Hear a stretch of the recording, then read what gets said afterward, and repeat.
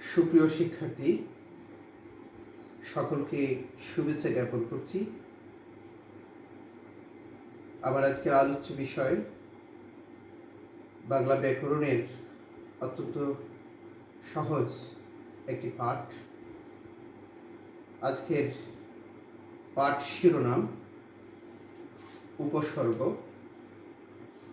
এই পাঠ থেকে, আলোচনা থেকে আমরা ব্যাখ্যা করতে পারব,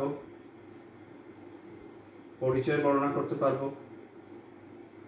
উপসর্গের পরিচয়, প্রকারভেদ এবং উপসর্গের শব্দ গঠনের প্রক্রিয়া সম্পর্কে আমরা ব্যাখ্যা করতে পারব, বর্ণনা করতে পারব।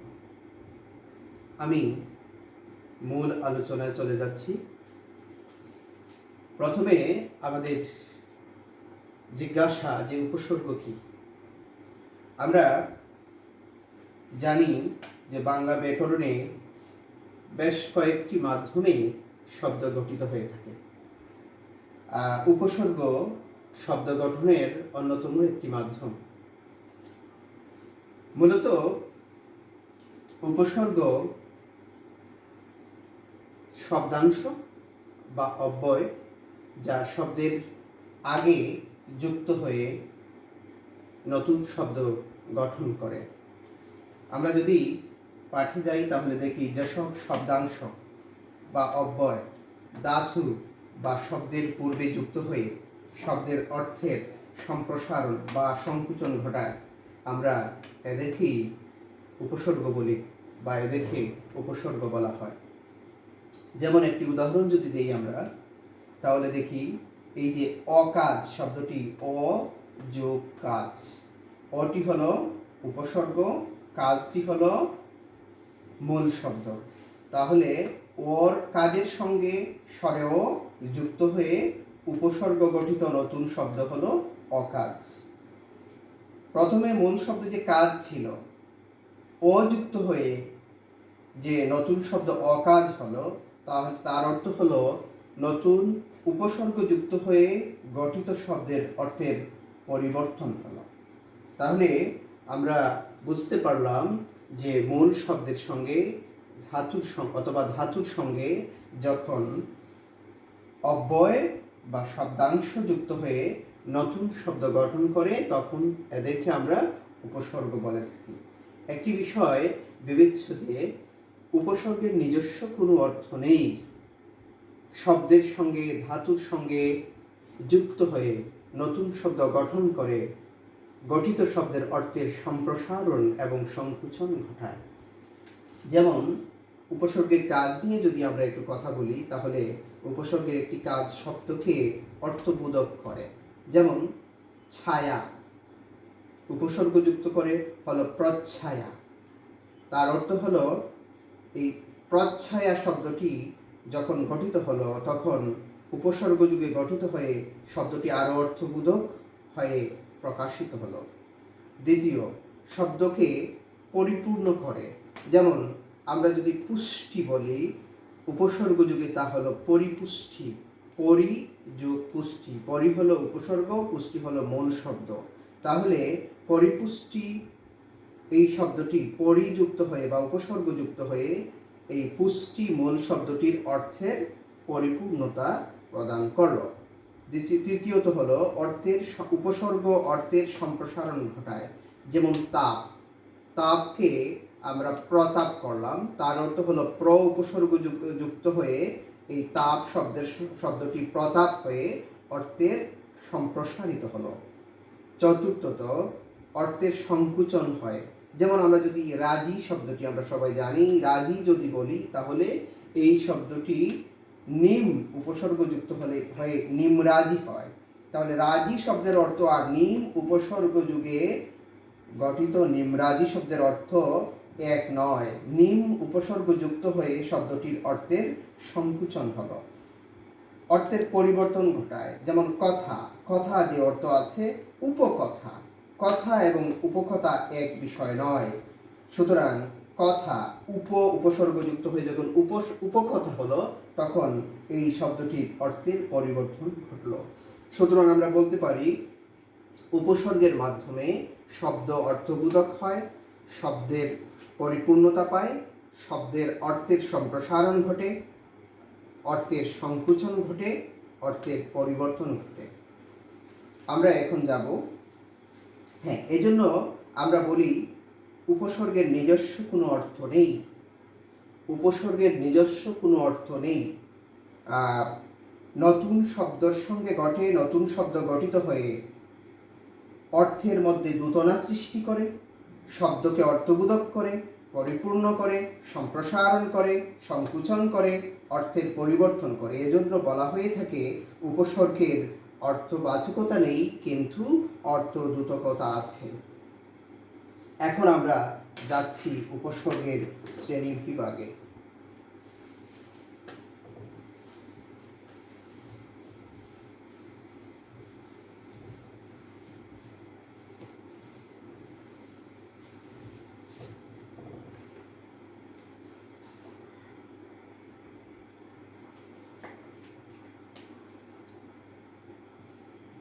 প্রিয় শিক্ষার্থী, উপসর্গকে তিনটি ভাগে ভাগ করা যায়। যেমন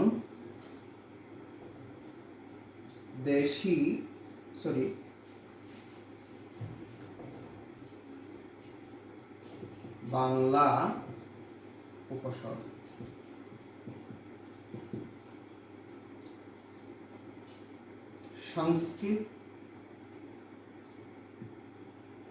সংস্কৃত উপসর্গ এবং বিদেশি উপসর্গ।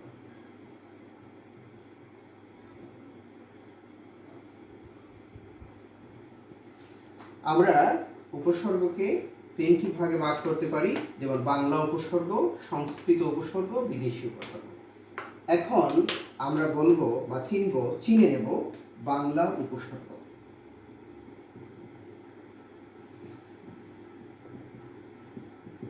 আমরা জানি বাংলা উপসর্গ 21টি।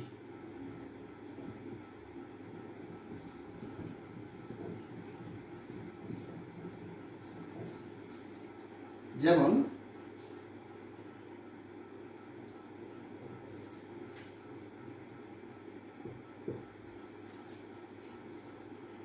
অ, অঘা, অজ, অনা, আ, আর, আন, আব, ইতি, উনো, কত, কুনি, পাতি, বি, ভর, রাম, স, সা, সু, হা। যেমন বাংলা উপসর্গের একটি উদাহরণ আমি দিচ্ছি। যেমন অ যোগ কাজ সমান সমান অকাজ। অ হলো উপসর্গ, কাজ হলো মূল শব্দ। একইভাবে ভর যোগ দুপুর সমান সমান হলো নতুন শব্দ ভর দুপুর। এখানে ভরটি হলো, অটি হলো বাংলা উপসর্গ। প্রিয় শিক্ষার্থীরা, এখন আমরা চিনে নেব সংস্কৃত উপসর্গ।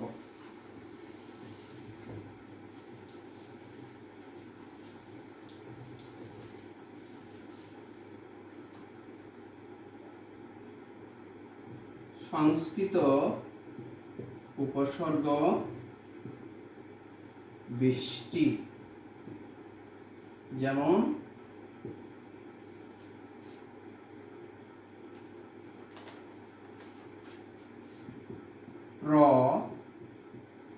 পরা, অপ, সম, নি, অব,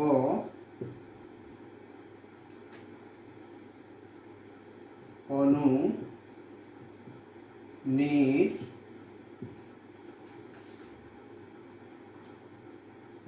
দূর,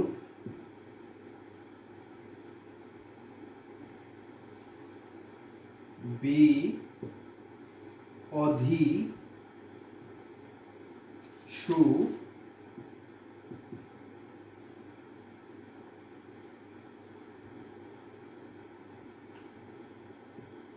উত,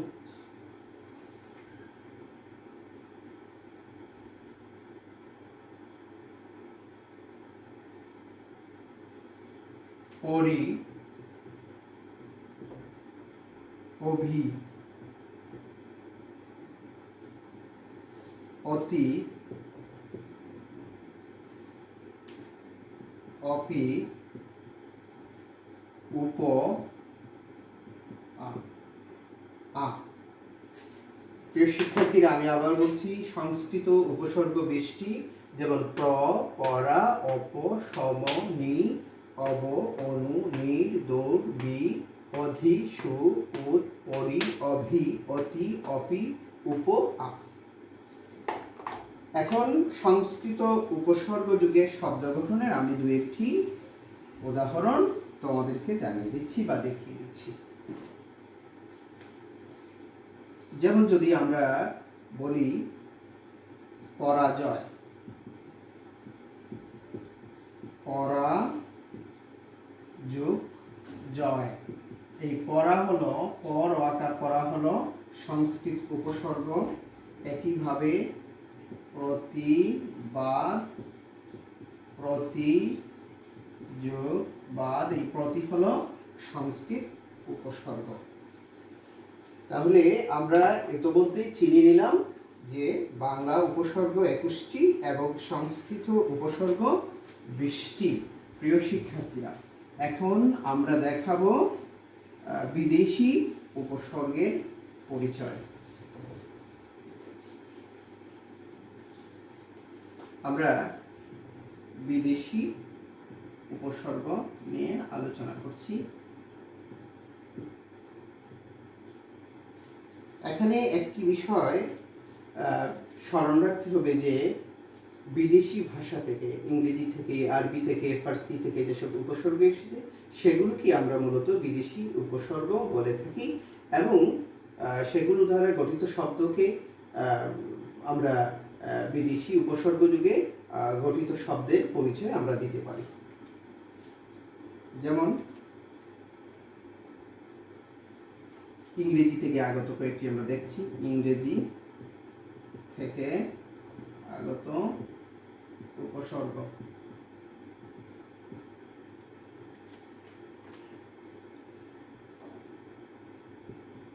ফুল, হাফ, হেড।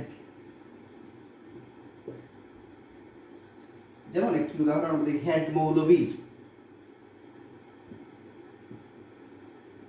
হেড যোগ মৌলভী, হেড মৌলভী। তার অর্থ হলো হেডটি হলো উপসর্গ, মৌলভীটা হলো মূল শব্দ। এই হেড হলো বিদেশি উপসর্গ যেহেতু এটি ইংরেজি থেকে এসেছে। আরবি থেকে আমরা দেখছি দুই একটি আরবি উপসর্গ।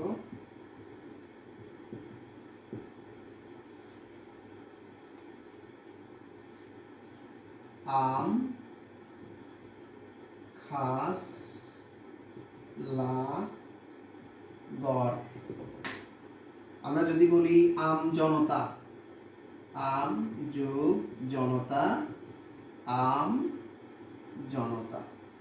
এই আমটি হলো আরবি উপসর্গ। আমরা যদি বলি লা যোগ জব সমান হলো লা জব, নিরুত্তর। এই লা মানে না, মানে উত্তর নেই। একইভাবে গড় হাজির, গড় যোগ হাজির, এগুলো হলো বিদেশি উপসর্গ অর্থাৎ আরবি থেকে আগত উপসর্গ। এখন আমরা দেখাবো ফার্সি থেকে আগত দুইটি উপসর্গ।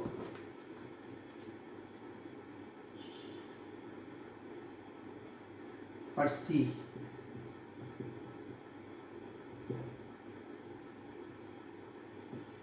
কার, দর, মিম, ফি,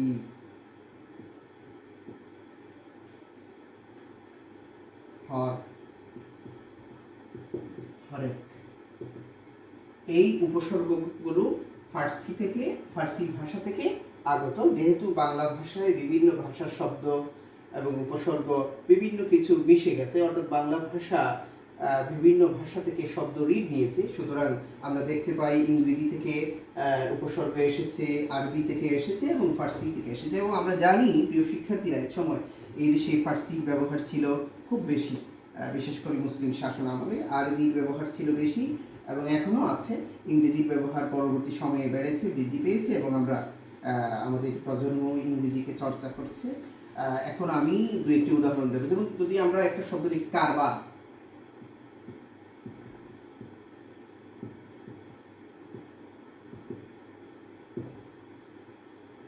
আমরা যদি দেখি হরেক যোগ রকম, হরেক রকম, ফি যোগ বছর, ফি বছর। এই ফি, হরেক, কার, এগুলো হলো ফার্সি থেকে আগত উপসর্গ। প্রিয় শিক্ষার্থীরা, তাহলে আমরা জানলাম উপসর্গ কাকে বলে।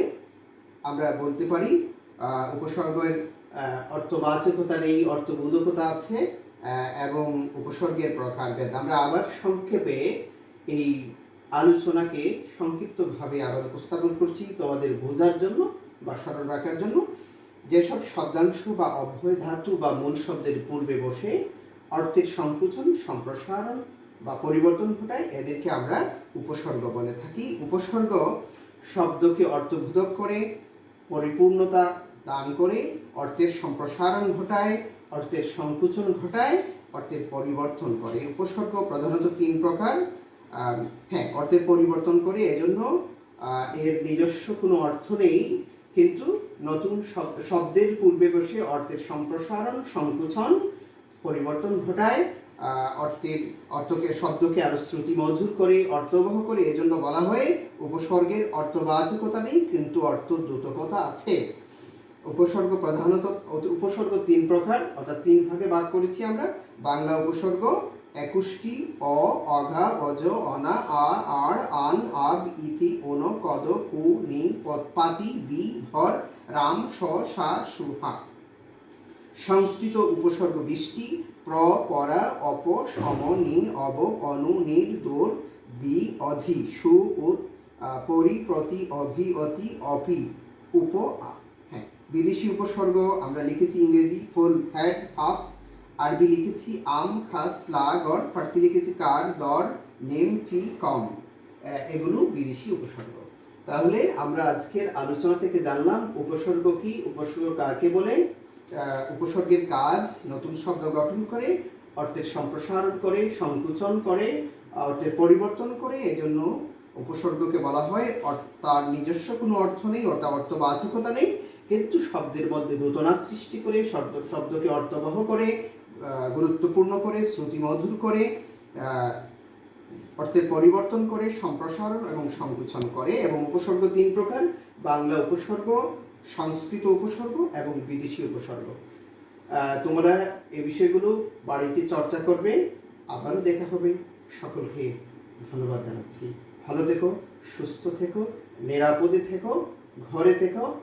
ধন্যবাদ।